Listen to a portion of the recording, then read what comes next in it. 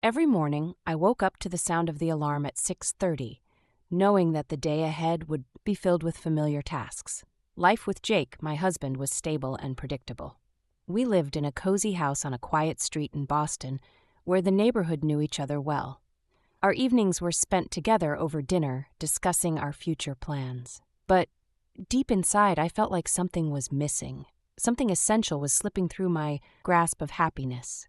When my younger brother Oliver decided to stay with us for a few months after finishing college, I didn't anticipate how much our lives would change. Oliver had always been the life of the party. His energy and cheerfulness were contagious. I was happy that I could spend more time with him, help him adjust to adult life, and enjoy his stories from his college days. The first few days passed peacefully. We cooked dinner together, strolled through the park, discussed the news and our plans. Oliver talked about his dreams of opening his own cafe, inspiring me with his passion and confidence.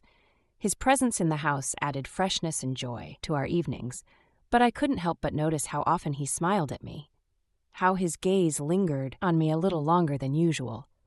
One warm summer evening, we decided to have a barbecue in the backyard. Jake was busy with work, but still managed to keep up with the conversations and jokes over the phone. Oliver and I took care of the food preparation, then spread out a blanket and sat on the terrace enjoying the sunset. The sunlight played on his face, making him even more attractive. We laughed, shared stories, and I felt something warmer than just familial affection beginning to grow inside me. Gradually, I found myself thinking about Oliver more and more often. His laughter, his eyes, his caring nature, these things started to take up a significant place in my heart. I tried to deny these feelings, convincing myself that it was just a temporary emotion brought on by his presence. But with each passing day, they grew stronger, leaving me in a state of inner conflict. One evening, when Jake was working late due to an urgent project, Oliver and I were left alone at home. We were sitting on the terrace discussing his future plans, when suddenly, he turned to me and said, "Mia, you've always been a role model for me.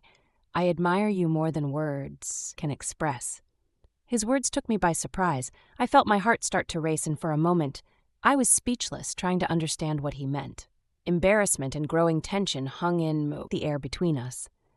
The night fell over our house, leaving us both deep in thought. After that evening on the terrace, everything around me seemed the same. But inside, everything had changed. With each day spent near Oliver, the sense of unease grew stronger. Our conversations were just as easy and casual, but now every interaction was filled with invisible tension. I tried to remain calm and pretend that everything was within the bounds of normalcy, but I knew that wasn't true. Oliver started spending more and more time with me.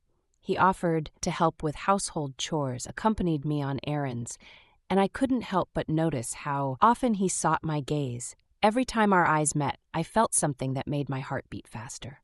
I kept telling myself that it was all just a product of my imagination, that I was misinterpreting his gestures. But with each passing day, it became harder and harder to ignore these feelings. One morning, after Jake had left for work, Oliver suggested we go to the beach. The day was warm, and I thought it would be a good opportunity to relax and distract myself. We chose a small, secluded beach where there were hardly any people. After laying out a towel on the sand, we sat down next to each other, and I felt that strange and dangerous attraction between us flare up again. "Sometimes I feel like running away from everything and starting over," Oliver said, gazing at the horizon. His words echoed within me. I had no words, and I remained silent. But his look said everything. I knew that he felt the same way I did. We sat in silence, listening to the waves crashing against the shore.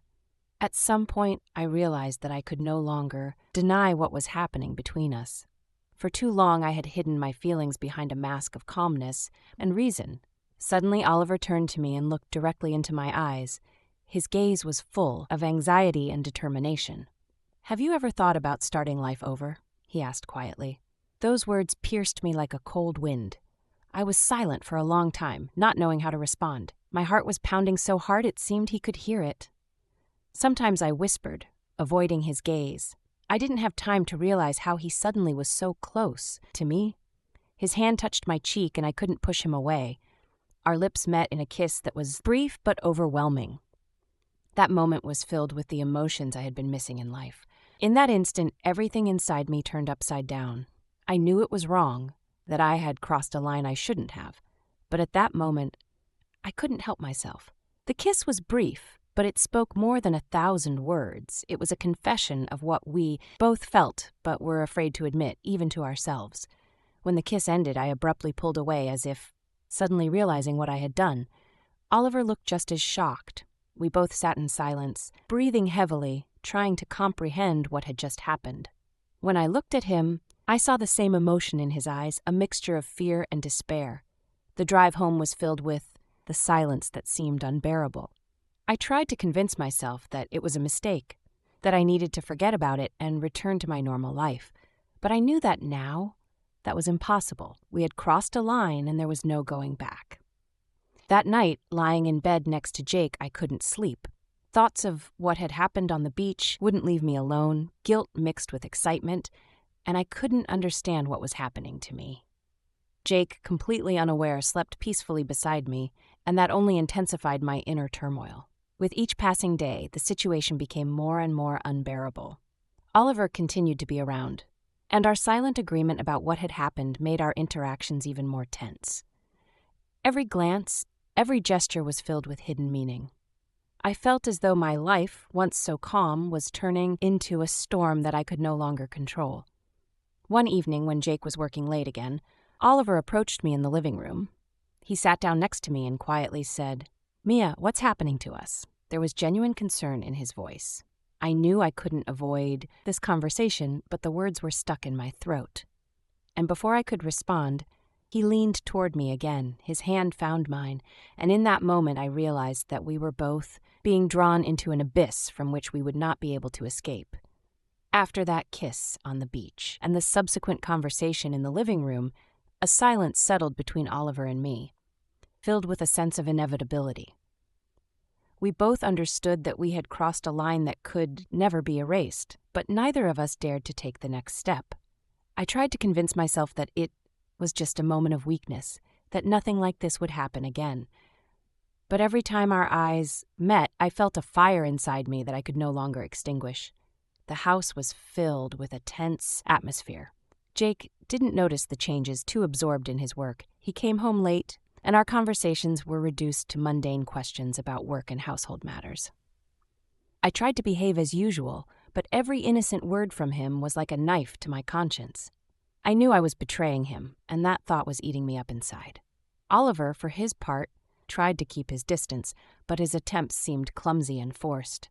We tried to pretend that nothing had happened, but that only made the situation worse. Our rare conversations were tense, full of unspoken words and hidden meanings. Every time he accidentally touched my hand or looked at me longer than necessary, I felt my heart skip a beat. One day, when Jake went to visit his parents for the weekend, Oliver suggested we take a day trip to New York. "Let's just change the scenery, see an exhibit, walk around the city," he said, trying to sound as innocent as possible. I knew it could be a mistake, but something inside me urged me to agree. I lied to Jake, saying I was going to meet a friend, and the next morning Oliver and I set off on our trip. New York greeted us with noise and bustle, and for a while I managed to forget my doubts. We walked through the streets, talked about trivial things, laughed as if nothing had just happened. Oliver was attentive and courteous, and I felt light and free with him. But behind this ease, something more significant was hidden, something we were both afraid to address. We visited a contemporary art exhibit at a small museum in Manhattan. The paintings and installations, full of bright colors and unexpected decisions, seemed to me a reflection of the chaos in my soul. Oliver occasionally made quiet comments about the artworks, but I barely listened to him. All my attention was focused on what was happening between us. After the museum, we decided to stop by a small cafe where it was cozy and quiet. Sitting at a table by the window, I watched people hurrying by on the street, trying to convince myself that everything could still be fixed. But every time I met Oliver's gaze, that confidence melted away, like snow in the sun. At some point, Oliver leaned closer to me and quietly asked, "Mia, have you ever thought about leaving everything behind and starting a new life?" His voice was full of sincerity and pain. At that moment, I realized that we were standing on the edge of a precipice. I felt tears well up in my eyes, but held them back. Sometimes I whispered, barely audibly, looking away. I could no longer look him in the eyes because I knew that if I did, I wouldn't be able to hold back my feelings. Oliver remained silent, and his silence spoke louder than any words. We returned to Boston late in the evening. The house greeted us with silence and dim light. Jake hadn't come back yet, and I felt relieved, but at the same time, the guilt inside me grew stronger. I tried to convince myself that everything could be stopped, that this day meant nothing. But as soon as I entered the house, I felt that everything would be different from now on. Oliver followed me into the house, and as I was about to say goodbye, he suddenly stopped at the door and quietly said, "Mia, I can't pretend anymore. I need to know what you feel."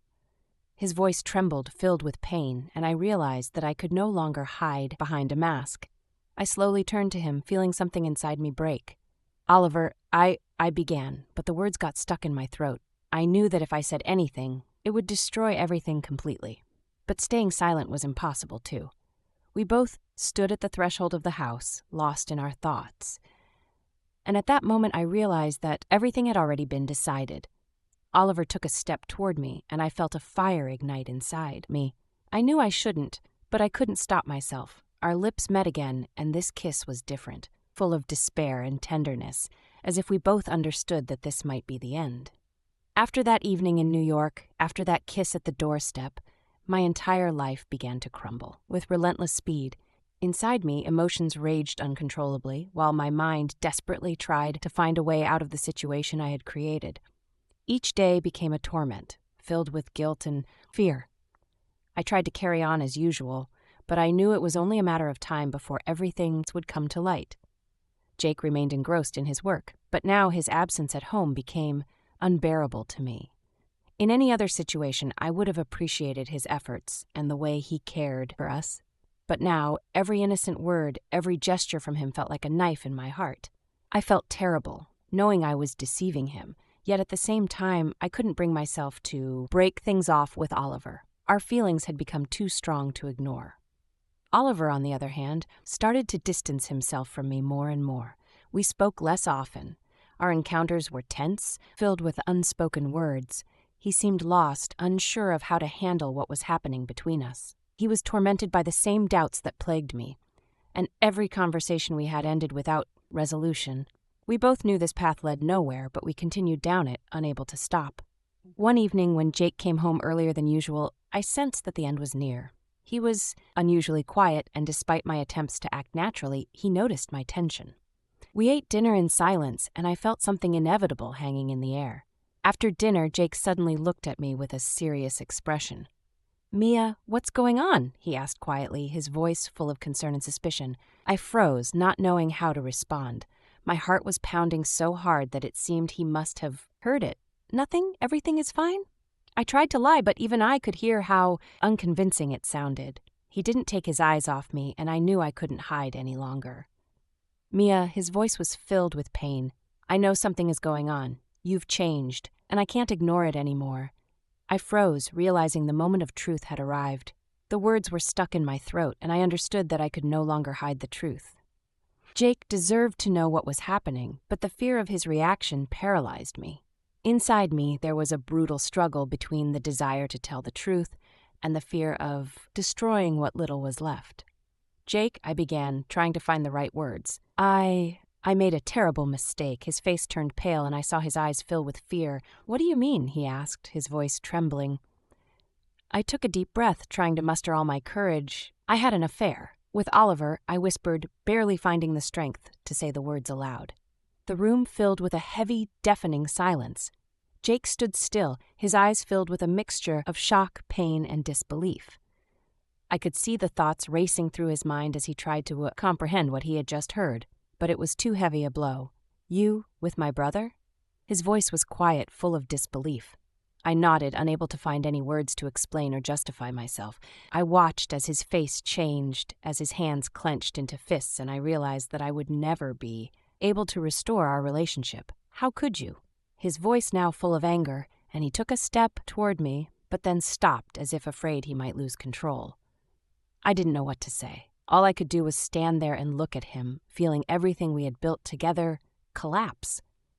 I saw his love for me turn into hatred, the light in his eyes fading, and the sight was unbearable. "Leave," he whispered, turning away from me. "I don't want to see you." Tears streamed down my face, but I knew this was the end. I knew I deserved it. Still, the feeling was devastating. I packed my things and left, closing the door behind me, a door that would never open for me again. I found myself a small apartment in the city center, but the ghosts of the past haunted me there. Every day I woke up with a sense of guilt and shame, realizing that I had ruined not only my own life, but also Jake's and Oliver's. I tried to reach out to Oliver, but he had also distanced himself, unwilling to continue this painful existence. In the end, I was left alone with a broken heart and an emptiness inside. My life, once full of love and stability, had turned into a series of endless days filled with regret and loneliness. I had lost everything that once mattered to me, and now all I could do was try to find a way to move on, knowing that I would never be free from the guilt of what I had done. The end was bitter and relentless, and I understood that now I had to learn to live with it, day by day, knowing that the past could never be undone.